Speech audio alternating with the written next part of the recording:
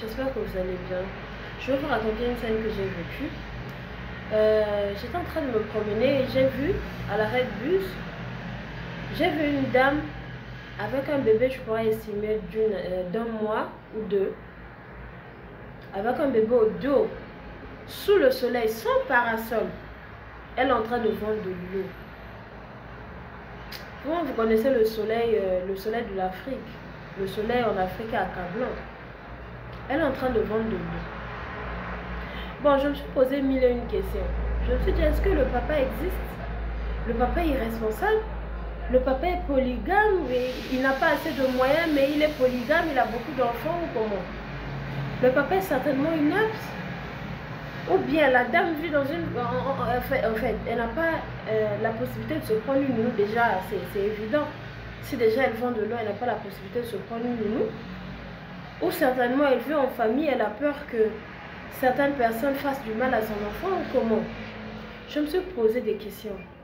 Mais je me suis dit qu'il faut savoir remercier les hommes qui se sacrifient lorsqu'ils ont une famille. Lorsqu'ils savent que non, moi ma femme est vulnérable, elle ne peut pas aller chercher l'argent parce qu'elle est enceinte. Elle ne peut pas aller chercher l'argent parce qu'elle vient de mettre au monde. Je vais aller me sacrifier.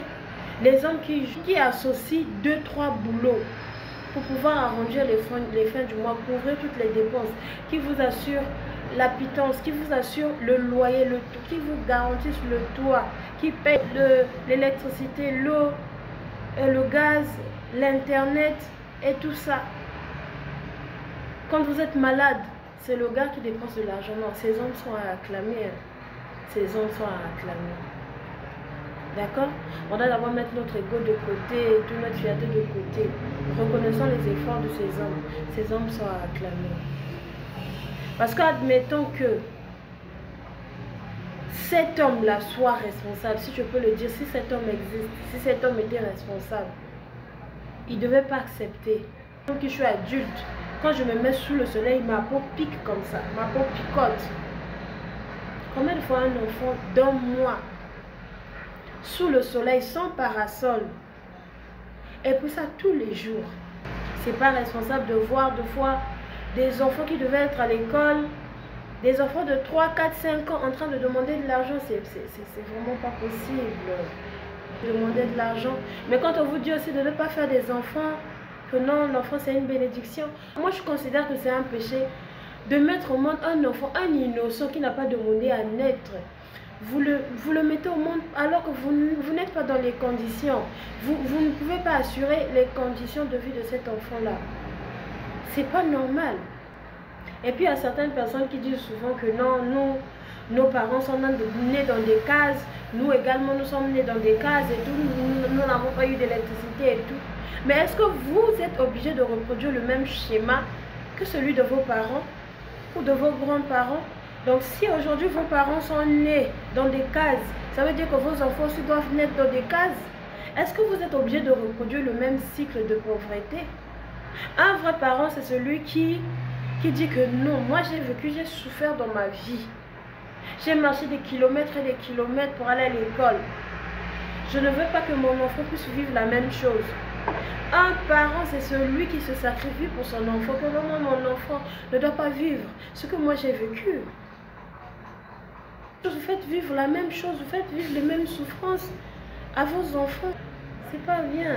Tu prends même un 10 000 comme ça, là, tu prends 10 000, tu donnes à un homme. Si on t'a pas ensorcelé, tu prends 10 000, tu donnes à un homme. Gratuitement comme ça, là, tu prends 10 000, tu donnes à un homme. Même à une femme, seulement à ta camarade femme, tu prends 10 000, tu donnes à ta camarade femme. Il faut avoir du cœur. Mais un homme qui prend 50 000, il te remet. Ma chérie, fais tes besoins avec. C'est pas un roi qui est là. C'est pas un roi. C'est pas un roi qui est là. Hein? Donc apprenons à dire, à mettre les autres à leur place. D'accord? Il y a des hommes responsables. Et un homme qui, encore je l'assure déjà, il faut le remercier. Hein, tu achètes un petit cadeau comme ça, là, un cadeau Un cadeau bien. Non, chérie, ça c'est pour toi. Ça fait quand même du bien aussi. Ça fait du bien. Ça fait du bien. On ne peut pas être là tout le temps à te donner, à te donner, à te donner, à te donner. Non, c'est pas bien. Tu achètes un petit cadeau, tu arrives là, tu donnes. Ça fait quand même du bien. Parce que le gars est là, il assure pour vous. Il assure pour vous. Il y a beaucoup de gens, il y a beaucoup des hommes qui sont irresponsables. Hein. Ils t'encèdent comme ça, là, il va pour lui. L'enfant, c'est à vous deux. Et puis, il peut te dire que bon, je veux m'occuper de mon enfant. Hein. Entre-temps, toi, tu te bats dans ta vie. D'accord? Il s'occupe de son enfant, mais parfois, ce qu'il donne là, c'est pas suffisant. C'est vraiment pas suffisant, mais il te dit de te débrouiller.